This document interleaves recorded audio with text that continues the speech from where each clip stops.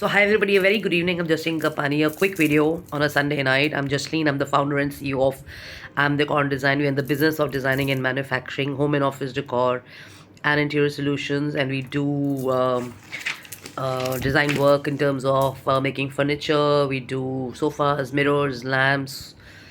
We have interesting corporate and personal and retail items like um, lampshades. We have trays. We have vases. We have semi-precious stone items uh, in jewelry, and we have a lot of other stuff and all that. I'll give you the description in my other videos and stuff, because this is a pretty interesting and a pretty inspiring person I want to share my video about. And I happened to be on one of the shows I was watching of Ellen, an interview, and she happened to be interviewing the founder and CEO of Airbnb. And I remembered this book I'd read a few months back by the best authors of America. And fortunately, I laid my hands on this magazine which I picked up 2 3 days back, and it is so interesting and it is so amazing to know that Brian Chesky, the co-founder and CEO of Airbnb, actually works in things like a designer.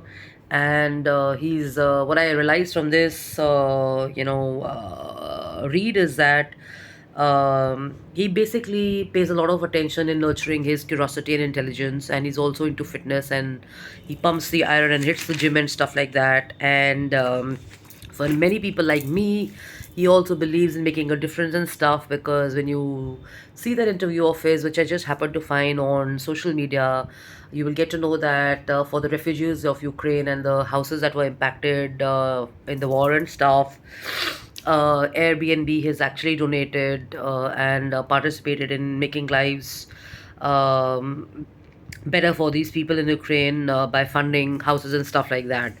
And as I happen to be reading his interview, there are 6 7 points which he shared, which I'd like to share here because I kind of totally relate with them. And he talks about, let's say, nurturing your inner Helen, and he says that basically once you become a founder, it just becomes all about work and stuff like that. But it's nowhere like that. You have to basically manage and maintain and do lots of extracurricular activities as well, besides just managing the proxies of entrepreneurship and stuff. You have to kind of harness your strength. And he says, I still draw today, and I think of myself as a designer, more than less of a business person. And when I'm on paper, I kind of draw and I paint, and I feel that that keeps my curiosity and it keeps my mind open to some next big idea, which kind of gets affected when I'm in too many meetings and stuff like that. He says the most important is taking control of prices and stuff. He says during COVID, which I usually have been sharing, and I still feel very strongly that so many people have got affected during COVID and crisis and stuff like that. And he says that we are trying to move faster.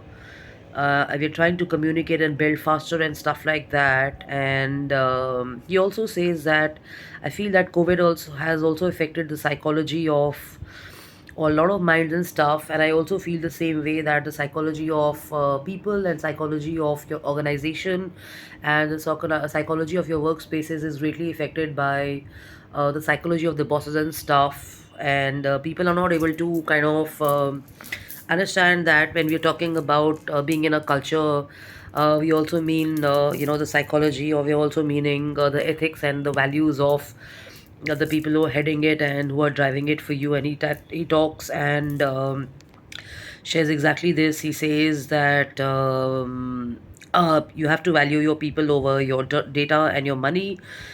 He says it's very easy for leaders and bosses and other people to stay emotionally attached and to be uh, not becoming a part of any issues or problems and stuff like that. But actually, it's the other way around. People have to have more warmth, and people have to have more empathy and more kind-heartedness, and it has to be more about relationships at work. He says, most importantly, make time to work out. He says, one thing I try to do each day is to exercise, and I think this is basically for all designers and all entrepreneurs. That it's very easy to say that you're busy to work out, but when you don't exercise, your energy levels go down and you're less effective. And weirdly, making time to exercise means you're gaining time. And this is true even in my case. I've noticed this, and ever since I've had for the last 2 3 years these health issues of my back and my leg and now my cervical and stuff, as I've been spending more focus and quality time in workout and exercise and stuff, a lot of people have been giving me feedback that I look much stronger and much better and much fitter and stuff like that.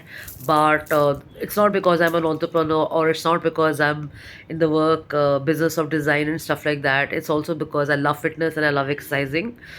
And I think it's very important for anybody and everybody at whatever stage of life you're in, or whatever job you do, or even if you're not working, to have fitness in your daily routine and your daily lives and stuff.